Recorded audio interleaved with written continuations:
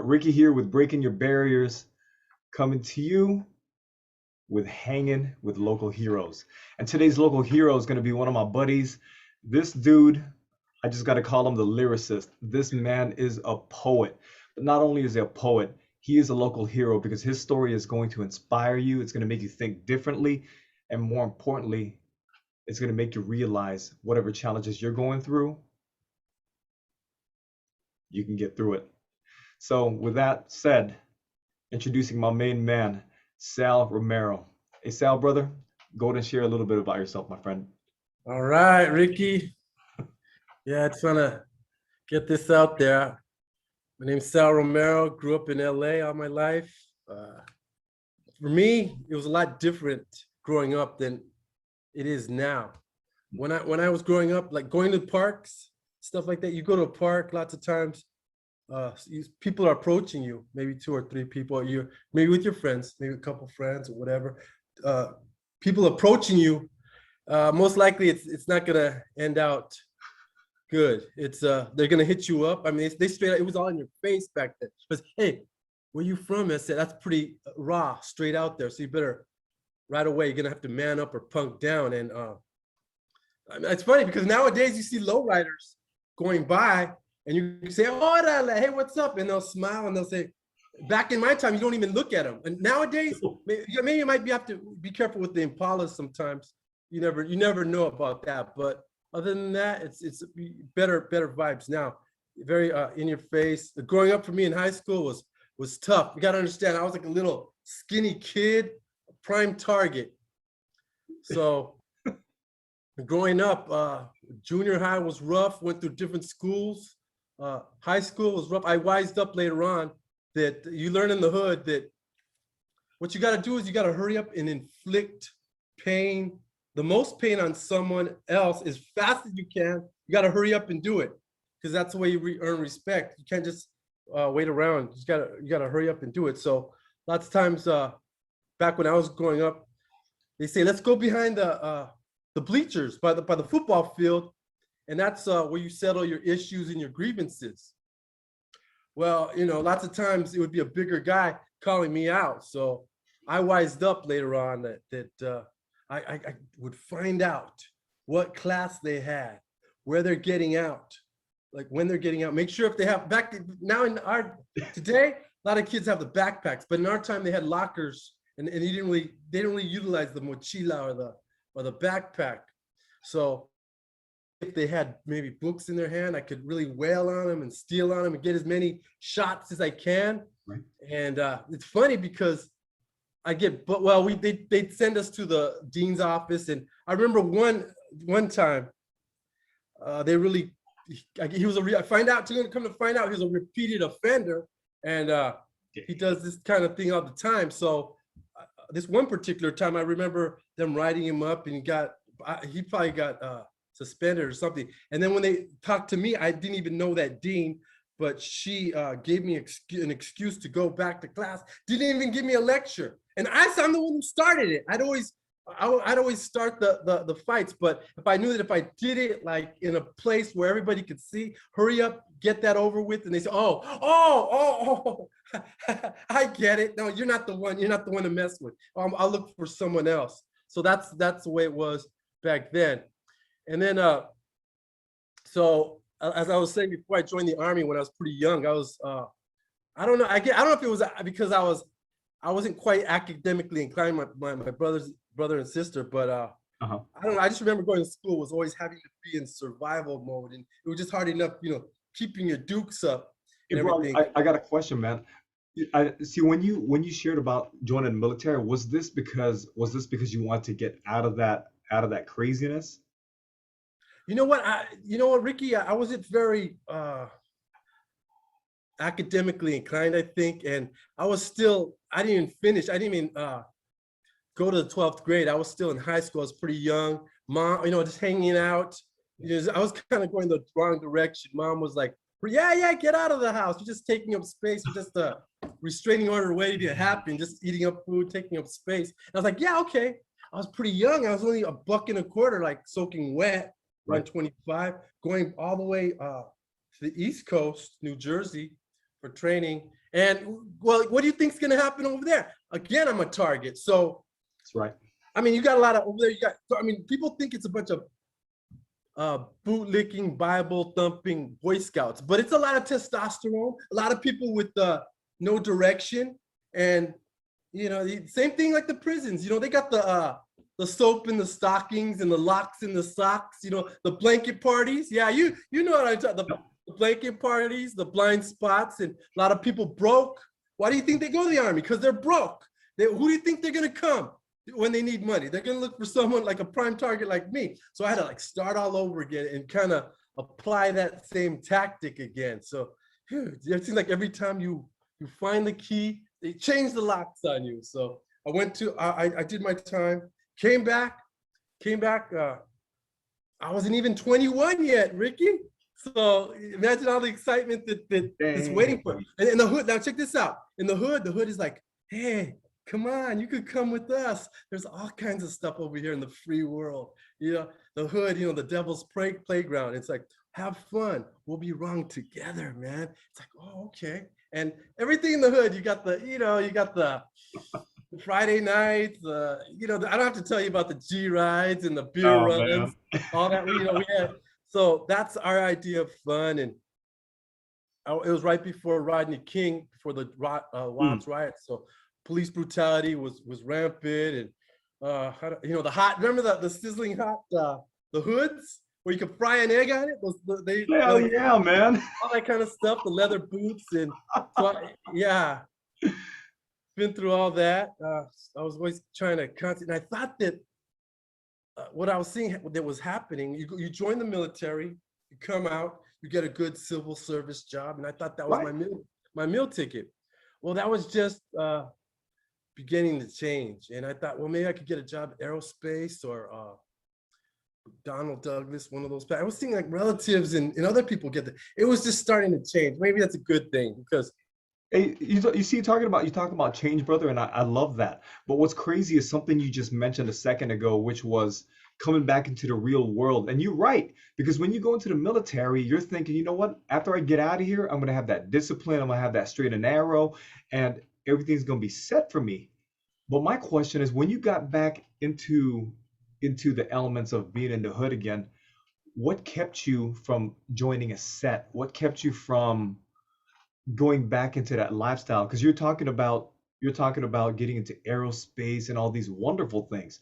My question is, how the heck did you avoid getting back into that temptation of the easy money, the Friday nights, and just banging? What kept you from Yeah, doing well, definitely. I was having like fun. I was working the minimum wage jobs, it? Okay. but at the same time, yeah, with Friday night it was on. Just I had friends, but like I said, yeah, the gang banging and stuff. I was around it. Yep. The ghetto birds, all that kind of ghetto copters. My road dog was he ended up being wheelchair bound. Some people die, so you just know that it's just not the path to take. And I just was able to. Luckily, I was able to avoid that because the guns and all that kind of stuff. You see all that stuff, and it's just like you said. But I was always able to work, and I was getting those minimum wage jobs. Then finally, a friend hooked me up with school districts. I said, okay, got an entry level job at the school districts. Started working there. I started working nights, and it was tough. That first job was tough because I had what's called I was doing custodial work. There was a plant manager there. His job every day was he intimidates you. He was constantly. I had like everybody was telling me that I had one of the worst runs. It was like a really bad school. His job was to discipline me, every morning before I'd have to get the keys from him, go through him, and he'd give me a verbal crucifixion, read me my rights, and that was during probation time. So during that time, I ended up living in a garage in the hood, a 2-car garage, sleeping there. I'd go sleep there, and then I go to the gym. I was taking some classes. I go to the gym, take a shower, come back. I try to find out, like I said, I hit rock bottom, try to find out about it at that time.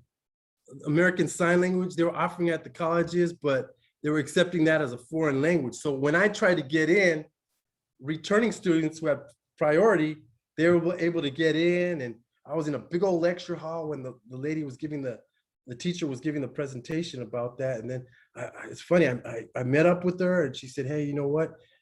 Where do you live? They have night classes at the local school where they have a deaf and hard of hearing program. Maybe you might look into that. I took it, I ran with it. I took that class. I get off my hands on all the materials I can. Yeah. I submerged myself. There was sign language classes like at the college. There would be a 3-year program. I didn't finish the 3-year program because I really wanted in, and I was getting my hands on everything I can. I used to go to the Walden bookstore, and they would have the sign language dictionaries, and I learned as much as vocabulary as I can. I stayed there till they kicked me out. I'd be in the garage with a flashlight, trying to learn. So I was hungry. I was like, and I wanted to learn. I was like learning. I wanted to learn. What got you in to sign language? I know you mentioned about there's a time limited deadline. The question they're probably asking is, do you have people in your family that are hard of hearing? Or one day I went to the school. I talked to the principal. I was actually signing. I said, I really want to work, signing to him. And we had pretty much had a interview through the chain link fence, but he said, hey man, I like your motivation, you're stubborn. You're the man I want. Come, you start Monday. And so I was able to work there, getting my hands on everything I can. And so I started off as a paraeducator. Later on, I became a job coach, worked with young adults doing teaching independent living skills. And then I was just there was a test that you take K through 12. Mm-hmm. My supervisor said, you need to go out and take that test. I said, I went to go take it. You got to pay to take the test. I didn't care. I took it. And the very first time I took the test, I didn't pass it. Yep. But I said, I just knew that it was something that with the feedback and going to the workshops and everything, that I could eventually pass. I knew that I could. A lot of times people, they pay and they become right away discouraged. And so I said, no, I'm just going to keep on paying till I pass. So I finally passed it. And then the principal, she hired me. My supervisor said, yeah, they'll hire you. And so they hired me at the school. And check this out. Change the locks on me again. They said, the principal, check this.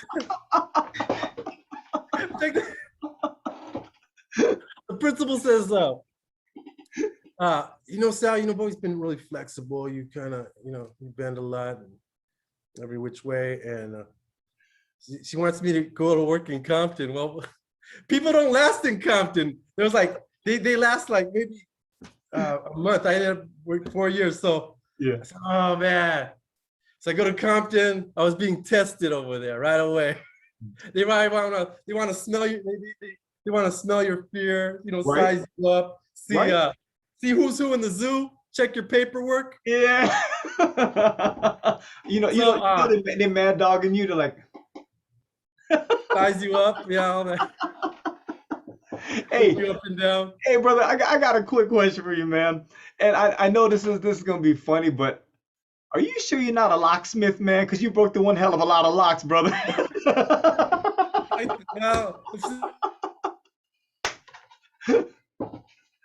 Master key. So anyway, so I go over there and they right away want to they see if they could smell my fear.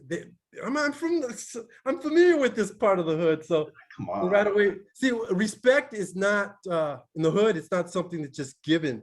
It's something you got to be earned, gained, and lawfully obtained. So when they try to, it's not how you yell it, it's how you tell it. You gotta. I knew that if they say something, I can't just clam up, and you got to be shy. You got to hurry up. You got to be a little bit faster, a little bit louder, a little bit more clever. And when they see that, they say, okay.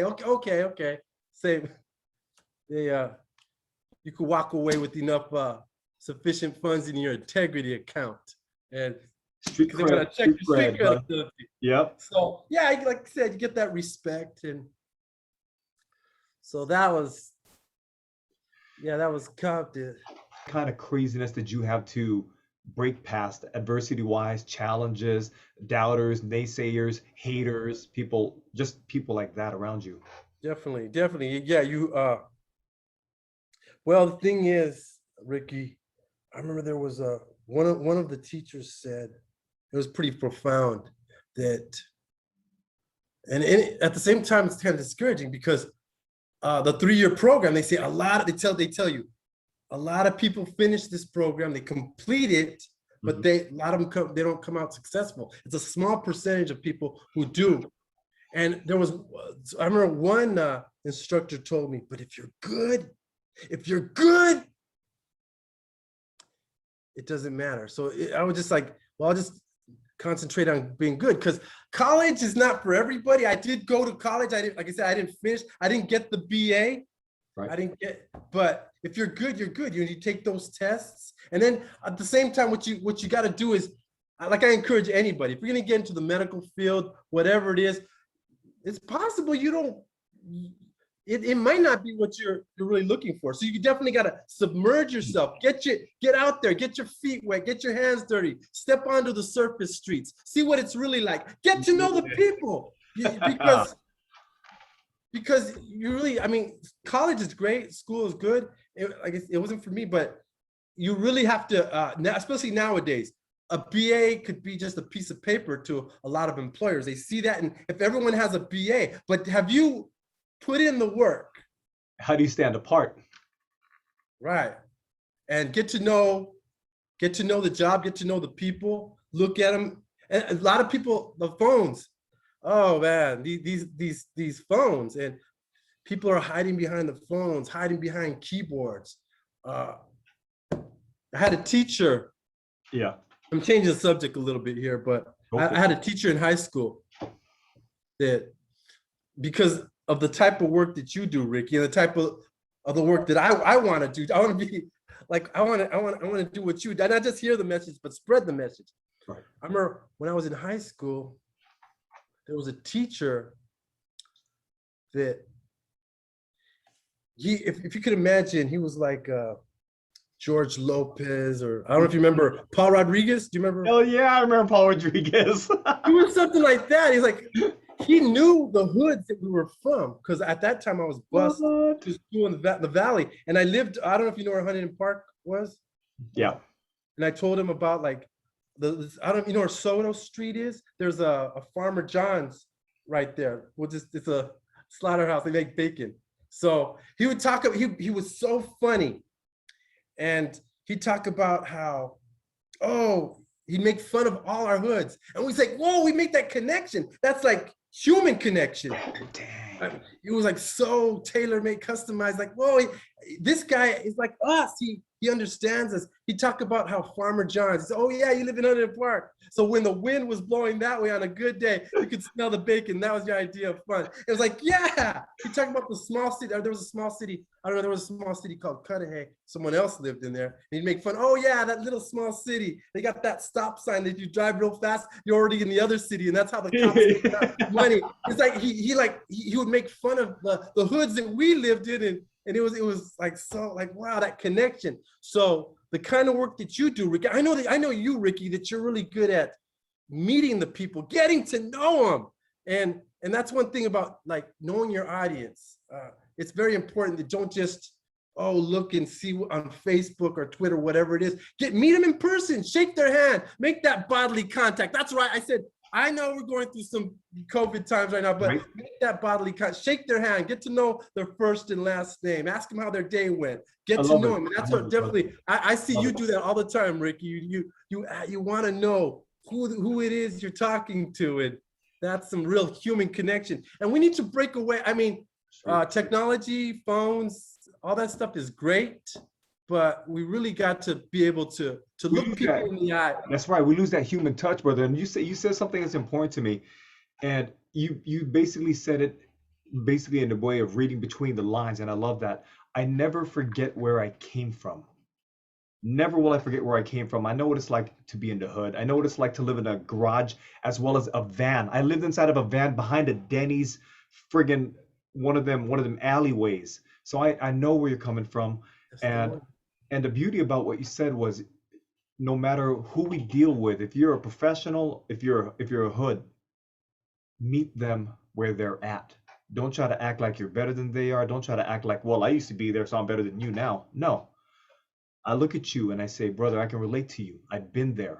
But there's also a light at the end of your tunnel. If you think there's no hope, there's always hope. So, brother, I appreciate that, what you said. It makes one hell of a lot of sense. Now, I got a question for you because the man who saved my life was my band teacher. And you know about this story. Yeah. I'm curious, brother, who in your life, who is this specific angel on your shoulder that got you out of the craziness you were in? I would say, well, Or a group of people even. I had a friend, Uh-huh. a really good friend who he had an uncle, and that was kind of like, in a way, he was like my uncle too, because he would always kind of he went through some crazy stuff. He was actually in an outlaw gang, very, Dang. and he was able to. Luckily, he was able to get out of it. Like it was just some kind of situation where he was able to escape from that. And then he'd always talk a lot of we chop it up really good, Yeah. and we related on lots of levels because what he did was he did art and I did art. I started, and there was a parallel between the both of us because he was one thing I remember, he was telling me the story about when he used to work at the naval shipyard Yeah. and worked on diesel trucks, and he really had this passion to learn how to do neon work, and the training for that was like you have to go to San Francisco. There was a school in San Francisco because he's like doing all the research, Yeah. and it's same like me. He late in life he learned that late in life he was really determined to learn that, and the schools were way too expensive for him to. He couldn't afford it. It was just astronomical to learn it. So I guess a friend of his had a jukebox. So he was Mm. living out over here. I think it was Gardena, Uh-huh. and he was working at the shipyard. The guy who got the jukebox, he said he went with that guy to Ventura County to go. So he talked to the guy. He begged the guy, please, I'll work for you minimum wage, whatever it is. I want to learn this. The guy told him, you know what? I'm too old. You're too old. He finally talked him into it. He said, so every chance he got, he'd go over there. The guy was doing side jobs, doing neon work. He'd start with the basics. And one of the profound things that he said when he finally, at the end, he was learning it, he says, thank you for teaching me. I don't know if anyone can relate to this. And he said the old man told him, no, you taught yourself. It's like, I don't know, I thought that was pretty profound. So he actually learned it, and he actually got a career doing that. He was pretty like, he was already like in his 30s when he did that. And I remember I used to do airbrush. I learned how to do airbrush on my own. Nice. But one of the things I wanted to learn, I don't know if you've ever seen Santa Monica. Have you seen like the way they do that name painting? It's like each, Yeah. Like I saw, calligraphy. yeah, they use like, yeah, they're homemade brushes, Right. and all that stuff is top secret. So I said, because I used to do airbrush, and I used to do, when my students used to graduate, well, I was always giving people their names as a gift because it's such a customized gift that I made with my hands. And That's personal, brother. It's a personal yeah, touch, man. so when I saw that name painting, I was like, oh wow, this is me, man. I'm always like, graffiti and all that kind of Yeah, stuff. I was gonna The say. words and all that. I had a knack. I already had the background in that, Right.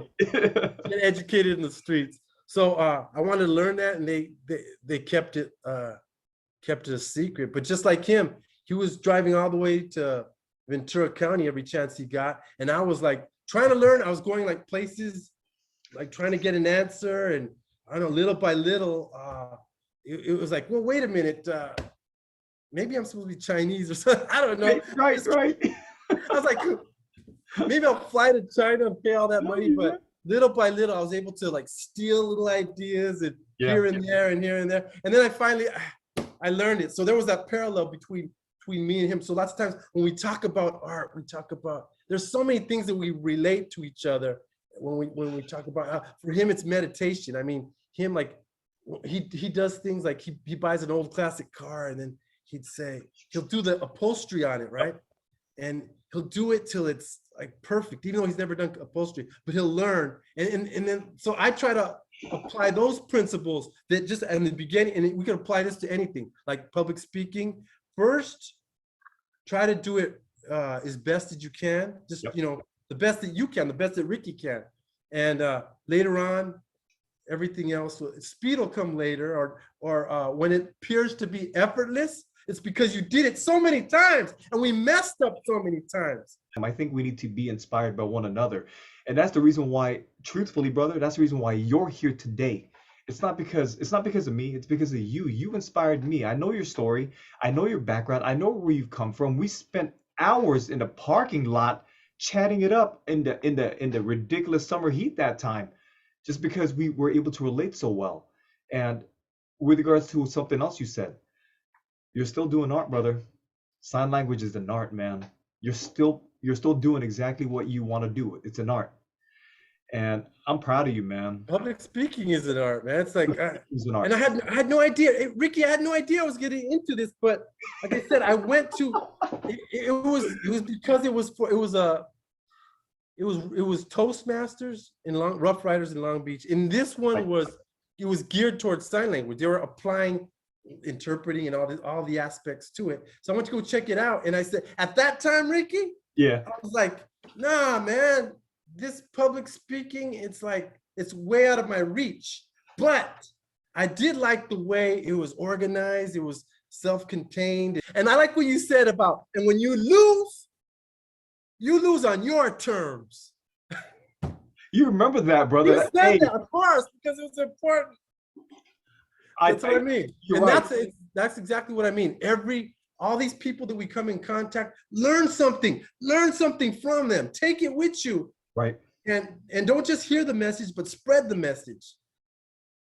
Hey, brother, I got two more quick questions for you, and this is for the benefit of you, amazing listeners and viewers, because like I told you, this man is one of my heroes. He's been through it all, and if you think you've been through some crap, I hope you listened well to what my man Sal had to say. So my question for Sal, on behalf of you listeners and viewers, is this: Sal, what do you suggest, or what do you recommend, or what do you pull from your own life experience for the people who are listening, thinking, I can't I can't do it, and I'm kind of doubting myself, and I'm a little bit nervous. What words of encouragement do you have to say for people that are thinking this way?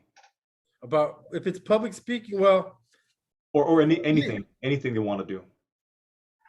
you gotta, okay, you have to, you're gonna fall. Yes, I guarantee you. I'm insulating, like Ricky said before, don't candy coat it. You gotta have thick skin. You gotta have solid bone density.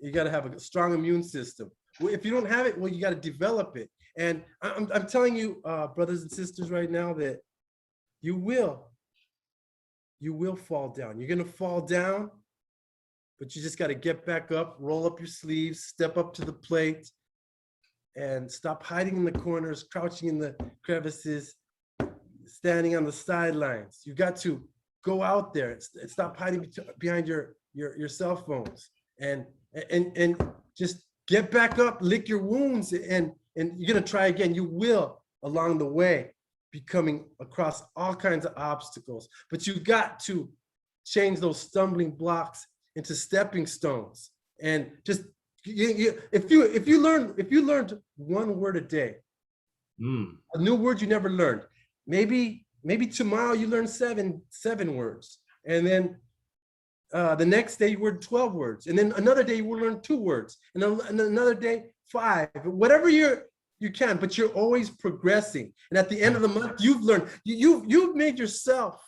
more marketable as a person.